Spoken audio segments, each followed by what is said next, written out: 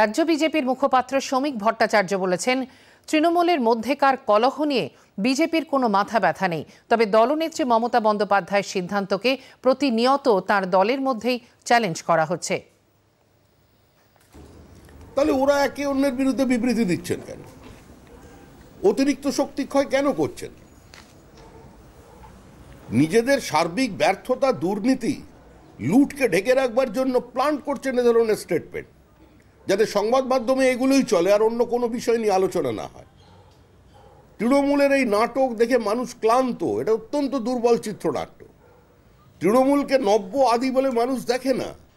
মানুষ তৃণমূলকে চিনেছে, নিজেদের জীবন দিয়ে চিনেছে, পঞ্চায়েত নির্বাচনে চিনেছে, বিধানসভার নির্বাচনের পরের সন্ত্রাস দিয়ে চিনেছে, শিক্ষাক্ষেত্রে নিয়োগ দিয়ে চিনেছে, রাজ্যপালের সঙ্গে আচরণ দিয়ে চিনেছে, প্রধানমন্ত্রীর সম্পর্কে শব্দ চয়ন দিয়ে চিনেছে।